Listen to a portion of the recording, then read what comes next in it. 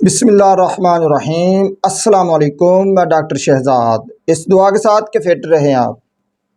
अगर आप scabies, allergy, मुतद्दी खारिश की अदवायात खा खा कर तंग आ चुके हैं और आपको आराम नहीं आ रहा है तो ये वीडियो आपके लिए है। आज की वीडियो में मैं आपको स्कैबीज़ क्या है, उसकी अलामात क्या हैं, उसकी वजूहात क्या हैं, उससे जल्दी आराम क्यों नहीं आता, उसका इलाज और एहतियाती तदाबीर के मुतल्लिक़ बताऊंगा। स्कैबीज़ क्या है? स्कैबीज़ एक मुतद्दी खारिश है, ये जिल्द की बीमारी है, ये अछूत की बीमारी है जिससे पूरे जिस्म पर खारिश होती है। ये एक नन्हे माइट की वजह से होती है। स्कैबीज़ के माइट को सार्कोप्टीज स्कैबियाई कहते हैं। ये माइट 8 टांगों वाले होते हैं जबकि दूसरे हशरात की टांगें 6 होती हैं। ये माइट ऊपरी जिल्द जिसे एपिडर्मस कहते हैं उस पर जब हरकत करते हैं या अपनी टांगों को घसीटते हैं तो उस वक्त हमें खारिश होती है और दाने बन जाते हैं। आपको स्कैबीज़ क्यों होती है, उसकी वजूहात क्या हैं? स्कैबीज़ एक छूत वाली बीमारी है जो एक से दूसरे को लग जाती है। ये स्किन टू स्किन कनेक्ट से होती है। ये मरीज़ के साथ हाथ मिलाने, बगलगीर होने और हमगोश होने से हो जाती है। ये मरीज़ का बिस्तर और तौलिया इस्तेमाल करने से भी हो जाती है,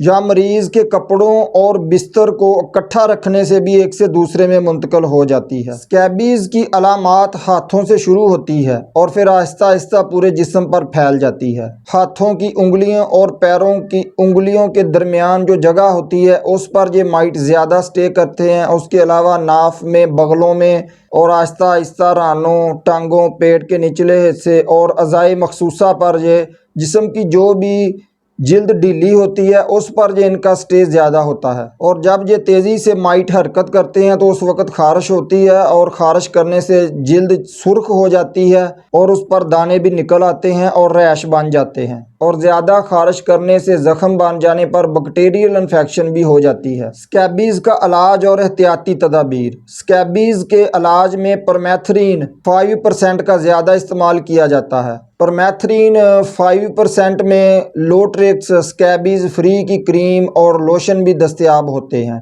30 मिलीग्राम की पूरी क्रीम जिस्म पर लगाई जानी चाहिए और उसके 7 दिन बाद दूसरी क्रीम का इस्तेमाल किया जाता है। उसके अलावा स्कैबीज़ के मुतल्लिक़ मैंने टॉप 10 बेस्ट क्रीम के मुतल्लिक़ एक वीडियो बना रखी है, उसका लिंक मैंने डिस्क्रिप्शन में दे दिया है। वो आप वीडियो ज़रूर देख लें कि स्कैबीज़ की 10 बेहतरीन क्रीमें कौन सी हैं और इनका तरीका इस्तेमाल और उनकी कीमतों के मुतल्लिक़ बताया है। इसलिए स्कैबीज़ वाले मरीज़ बेहतरीन 10 क्रीमों की वीडियो ज़रूर देख लें। स्कैबीज़ में एहतियाती तदाबीर में मरीज़ के बिस्तर को गर्म पानी के साथ धोकर धूप में खूब सुखाना चाहिए और फिर इस्त्री या ड्राई करना चाहिए और दूसरे बिस्तरों से अलहदा रखना चाहिए। दोस्तों, अब इन क्रीमों और लोशन को इस्तेमाल किस तरह करना है। लोशन या क्रीम को लगाने के लिए आपने सबसे पहले ताज़ा पानी से नहा लेना है। याद रखें, गर्म पानी से गुस्ल करने से स्कैबीज़ एलर्जी तेज़ हो जाती है और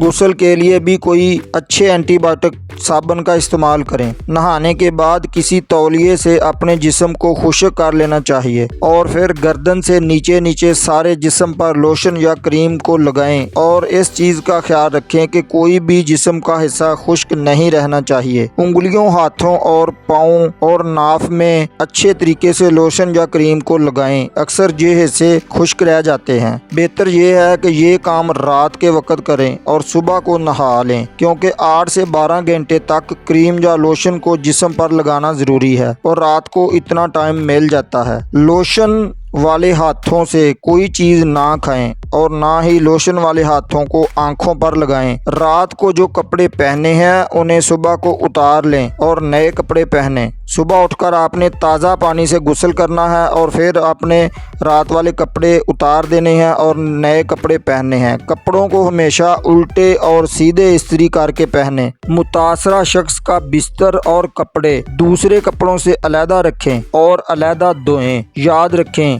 ये छूत वाली बीमारी है, ये एक से दूसरे में मुंतकिल हो जाती है। उसके साथ आपने फ्राई, गरम और ترش چیزوں سے پرہیز کرنا ہے۔ اپنی صحت کا خیال رکھیں۔ دوستو اسکیبیز کے متعلق اگر آپ کا کوئی سوال ہے تو کمنٹ میں ضرور لکھ دیں، انشاءاللہ اس کا حل نکالیں گے۔ جن دوستوں نے ابھی تک چینل کو سبسکرائب نہیں کیا وہ چینل کو ضرور سبسکرائب کر لیں، ساتھ بیل کا بٹن دبا لیں۔ اللہ آپ کے بچوں کو ہر بیماری سے محفوظ فرمائے۔ انشاءاللہ ملتے ہیں اگلی ویڈیو میں۔ السلام علیکم۔